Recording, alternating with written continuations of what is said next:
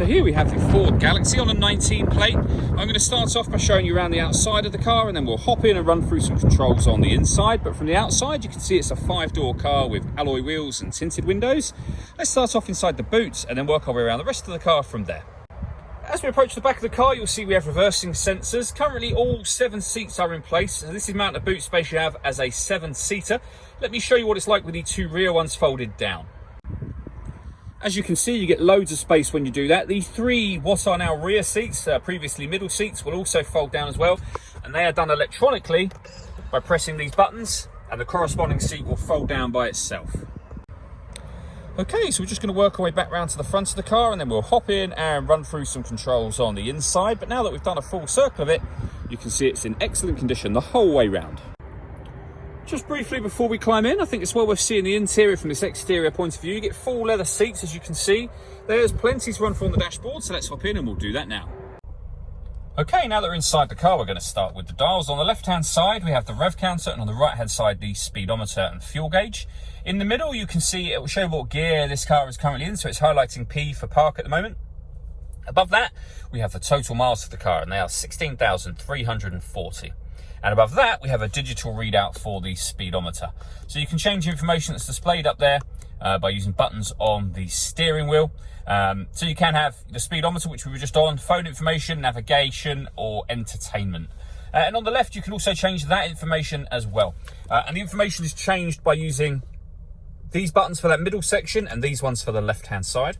Beneath that, we have cruise control and speed limiter. On the right-hand side, we have stereo and phone controls. The phone controls can only be used after such time as you pair the phone up, which is done over on the touchscreen in the center. Hit connect to phone, and then add phone. Search for your vehicle on your device and select it once it is found. And then just follow the instructions on screen from there. If we go back to the home screen, you can turn your stereo on via that box just there. And then in terms of ways of listening to music, we have AM, FM, and DAB radio. We have a CD player. We can also stream our music wirelessly via Bluetooth audio as well. So plenty of ways to listen to your music. And on top of that, we have 2 separate USB inputs. So if you plug devices into either or both of those, they will appear up on here as further options for you. Go back to the home screen. You'll see this car has also got satellite navigation. There's a full video showing how this works on both our website and also on our YouTube channel as well.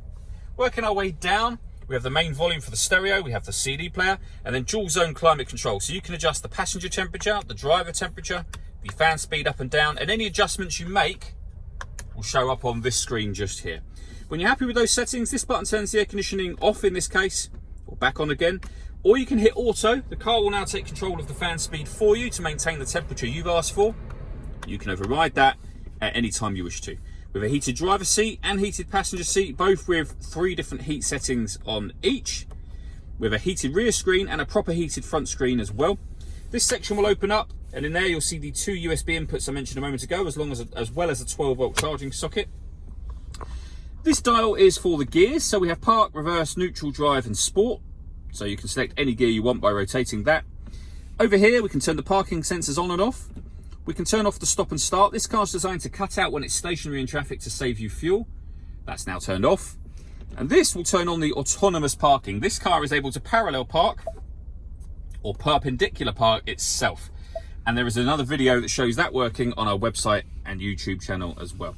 And we have handbrake there for the electronic handbrake. This car also has a reversing camera. So if you simply put the car into reverse, you'll see there a full color camera with guidelines showing you what direction the car is headed in relation to the image being shown on the screen. The last thing I wanted to talk about is the panoramic glass roof in this car. So firstly, we have buttons up here. I'll open the sunblind section. Give it a second push and that will now open all the way to the back of the middle row of seats. You can leave it like that. As you can see, that lets in a huge amount of extra light. Or if you wish to, you can open this front section as a proper sliding sunroof. All that leaves me to say is thank you for taking the time to watch this video. If you'd like to come and see the car for yourself and have a test drive, please feel free to call any of our MJA sites. We'd love to hear from you soon.